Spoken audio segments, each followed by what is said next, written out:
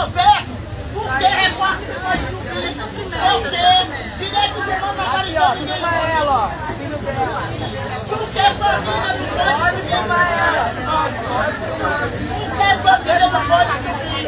Por que os direitos humanos não apareceu ontem? Aí vem aparecer Pergunta hoje. o que é certo, o que é certo, se isso aí é certo. O que é certo é o governo mandar matar, porque isso aqui não cobra. 200 pessoas. 200 pessoas foi assassinado de bandido, de polícia bandido, protegido pela lei. A polícia, principalmente a militar, mas não só, e o crime organizado, né, as facções, eles se retroalimentam. A gente vê o tempo inteiro também notícias de policiais sendo presos porque estavam fornecendo armas para facções, treinando membros de facções, lavando dinheiro, pegando, né, como chamam no Rio de Janeiro, arrego, que é a propina. Isso acontece diariamente. Aqui no interior de São Paulo, foi identificada uma célula do Comando Vermelho que estava sendo organizada por policiais militares e guardas municipais. A gente já viu no Rio de Janeiro que essa guerra, ela não surte efeito positivo nenhum, pelo contrário, além de deixar milhares, né, de inocentes mortos, ela abre caminho para a milícia ocupar aqueles territórios. Então, não é assim que vai se superar esse problema. A gente precisa identificar as raízes disso, sabe? Ah, a polícia tá matando mais por causa das facções, por causa do crime, mas a polícia mata há 100 e tantos anos, né? A polícia militar no Brasil ela tem mais de 200 anos de existência. 100 anos atrás não existiam facções. 100 anos atrás não existia PCC, Comando Vermelho, BDM, e assim vai.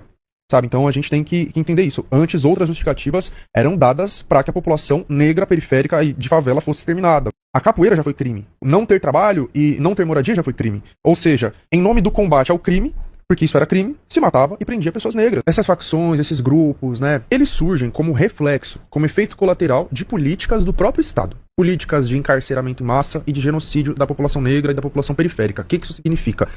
Quais são as maiores facções do Brasil hoje? PCC e Comando Vermelho. Ambas surgem dentro de presídios. Eu acho que isso é muito significativo. Elas surgem dentro de presídios, em contextos específicos. O Comando Vermelho durante a ditadura militar, o PCC, né, enfim, ele surge depois do massacre do Carandiru. Eles criam um estatuto onde eles dizem lá que, dentre outras coisas, eles tinham o objetivo de unir os presos para impedir que outro massacre como o do Carandiru acontecesse. Tudo isso para voltar na questão das políticas de aprisionamento em massa de uma população específica, de um grupo social específico, e jogar essas pessoas lá dentro daquelas prisões, como eu disse, superlotadas, nas piores condições possíveis. É óbvio que isso vai gerar revolta nessas pessoas, é óbvio que lá dentro eles vão fazer alguma organização para se proteger, para se defender, e aqui no caso de São Paulo até mesmo para tomar o poder dessas instituições, tá ligado? Não só em São Paulo, né, mas aqui principalmente. Então, quando eu digo também o genocídio, né, desse extermínio, desse assassinato, cada vez que eles vão lá e matam uma pessoa na favela, seja envolvida com o crime ou não, é mais um filho revoltado, é mais uma criança que vai crescer revoltada contra a polícia e contra o Estado, para que aquela criança cresça, ou adolescente, e se torne também um criminoso, é dois palitos, tá ligado? Então o próprio Estado ele vai gerando revoltas nessas pessoas, desejo de vingança, isso desde sempre. No cangaço isso era muito comum, né, tipo, então, quando pessoas eram mortas pela polícia, né, a história do próprio Lampião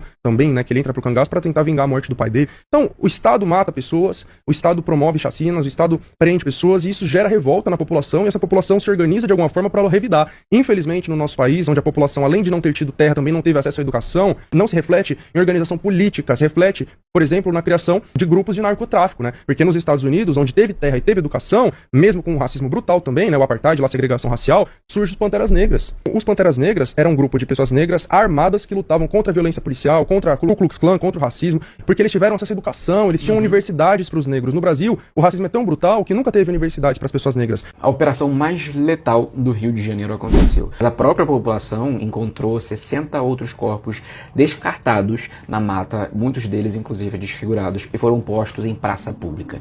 O que está acontecendo nesse momento no Rio de Janeiro é a chamada necropolítica, em que o Estado decide quem tem ou não direito à vida. Só que não se iluda achando que esse tipo de operação, primeiro, aconteceu de uma forma aleatória e uma simples coincidência, também que está resolvendo o problema do crime organizado. Daqui a pouco tempo a gente vai receber a COP no Brasil, que vai atrair olhares do mundo inteiro, abrindo a porteira do Brasil para que o capital internacional possa utilizar isso como justificativa para defender os seus interesses aqui dentro. A operação que levou mais de 2.500 agentes a subirem a favela no Rio de Janeiro tem a mesma postura para combater esse mesmo crime organizado que acontece nos eventos da alta sociedade, onde há livre acesso a diversas substâncias, inclusive muitas delas que não são nem produzidas no Brasil. Então não se iluda achando que o combate ao crime organizado está acontecendo nesse momento no Rio de Janeiro. Muito pelo contrário, é uma sinalização do modo operacional que acredita que sai todo mundo resolve alguma coisa. Uma das coisas que mais me choca nesse momento e me revolta é a comemoração das pessoas como se a gente estivesse falando de um gol marcado pelo nosso time favorito, enquanto a gente deveria estar agora se envergonhando de chegarmos a esse ponto como sociedade.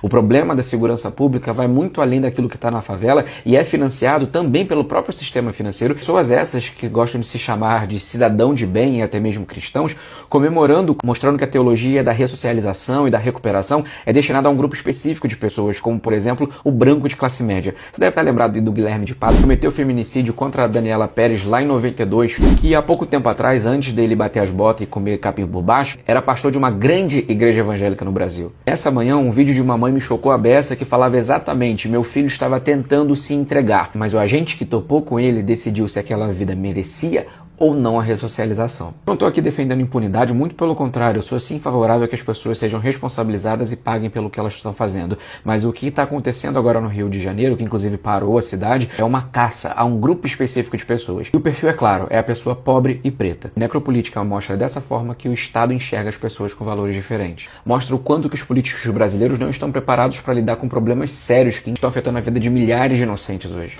O próprio cidadão de bem que bate no peito que é cristão, que vai no final de semana na igreja, que hoje está falando que bandido bom é bandido bom, mas até pouco tempo atrás estava falando que é pró-vida, que vai pra frente de hospital para poder tentar fazer com que uma menina que foi não interrompa aquela gravidez indesejada, mas nesse momento está celebrando um massacre com a justificativa de que foi uma neutralização, que hoje se acham no direito de decidir quem tem direito ou não à ressocialização, ao perdão, a aceitar Jesus e o pior, o direito também à vida. O que acontece no Brasil em relação à segurança pública e ao crime organizado não começou hoje, e tratar da forma como está sendo tratado é um retrocesso para todos nós e não se iluda, não vai tratar a raiz do problema. O DOCA, o chefe do tráfico, gente, isso aí é gerente de lanchonete. Tá? Isso é gerente de lanchonete. O Marcinho VP não era chefe de porra nenhuma.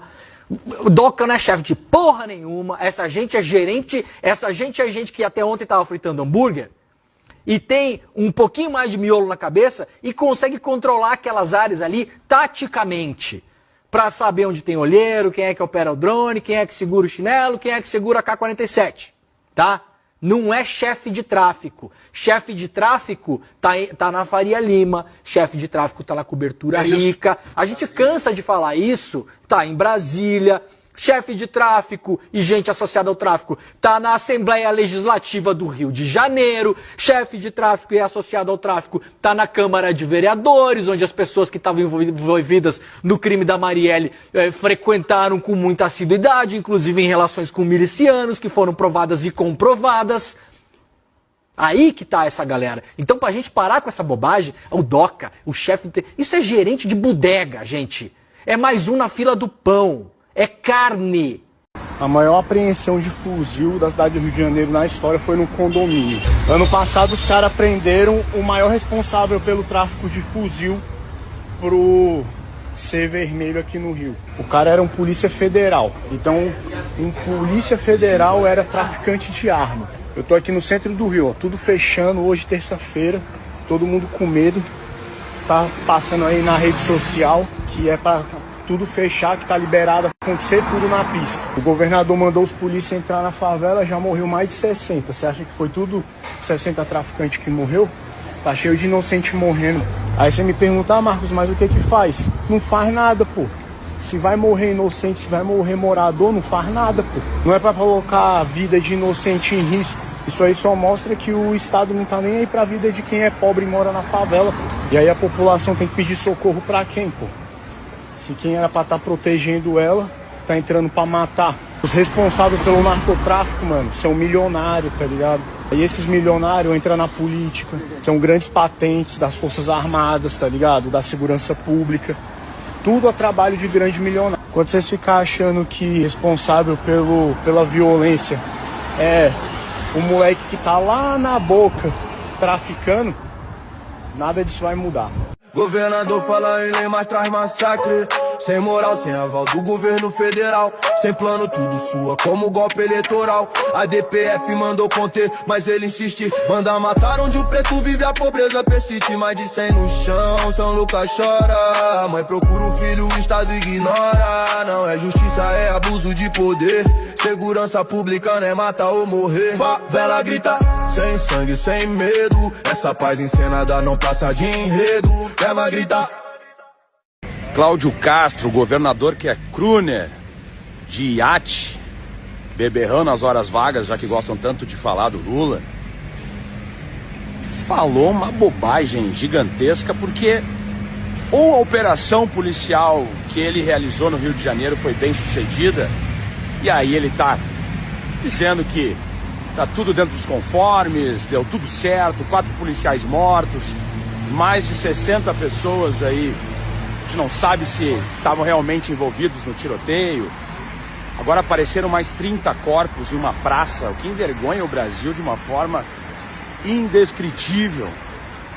Mas ele tenta fazer uma fala dizendo que ele está sozinho na luta contra a criminalidade no Rio de Janeiro. Mas só esse ano foram 178 operações da Polícia Federal. Toneladas e toneladas de drogas apreendidas pela Polícia Federal, fuzis inclusive. Mas em março desse ano ele deu uma entrevista dizendo que ele não precisava do governo federal, que as forças de segurança do Rio de Janeiro davam conta sozinhas.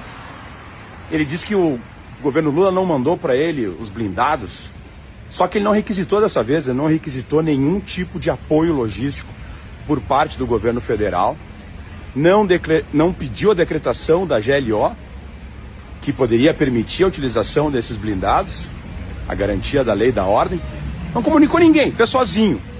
E tá aí essa tragédia. E aí agora ele pede desculpas pro governo federal, dizendo que ele não quis criticar. Então o governador Cláudio Castro, o Cláudio Castro tem que se explicar para a sociedade. Tem que se explicar dessa operação falida, dessa operação vergonhosa, dessa operação que matou policiais, provavelmente matou muitos inocentes, feriu inocentes, e que envergonha o Brasil, né, pelas cenas de guerra que estão aí na rede internacional e corpos sendo colocados em praça pública. Quer dizer, algo medieval. Um país que se diz, né, as pessoas patriotas deveriam ter vergonha desse tipo de cena. E os policiais têm que acordar.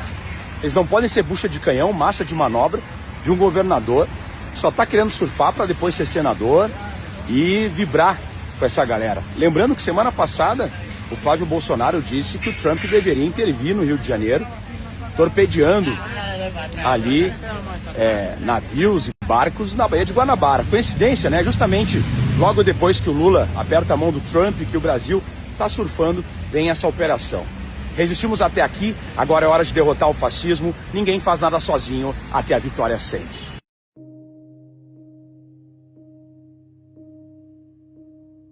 A operação policial mais letal da história do Rio de Janeiro teve muito mais do que o dobro de mortes daquela que até então era o recorde da violência. Na conta oficial, a operação de ontem teve 64 mortos, mas na madrugada de quarta-feira, mais de 60 corpos foram levados da Mata da Zacaria à Praça São Lucas, no Complexo da Penha. Agora, o total, segundo a Polícia Civil, seria de pelo menos 119 óbitos. Os 3 recordes de violência em operações policiais são recentes, do governo de Cláudio Castro. Antes da última terça-feira, a ação que mais tinha matado era a do Jacarezinho, que, realizada em maio de 2021, vitimou 28 pessoas. A terceira mais letal até então havia acontecido também na Penha, em 2022. Dados da edição mais recente do Anuário Brasileiro de Segurança Pública mostram que, ao longo de todo o ano passado, o Brasil tinha registrado 6.243 óbitos por operações policiais, o que dá uma média de 17 mortes por dia. Ou seja, sozinho, o número da ação de terça-feira no Rio de Janeiro já ultrapassa em 600% a média de mortes no Brasil todo por intervenção policial durante o ano de 2024. E quando se considera a média no estado carioca, que foi de 1,9 óbitos por dia, as mortes da mega operação ultrapassaram em mais de 6.000%.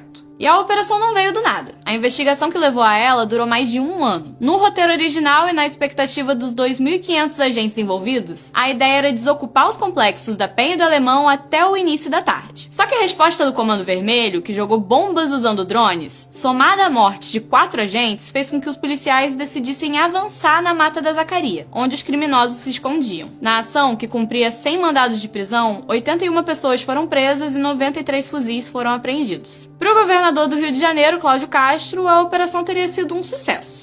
Temos muita tranquilidade de defendermos tudo que foi feito ontem, de vítima ontem lá, só tivemos os policiais. A operação pretendia capturar os principais líderes do movimento expansionista do Comando Vermelho, facção que cresceu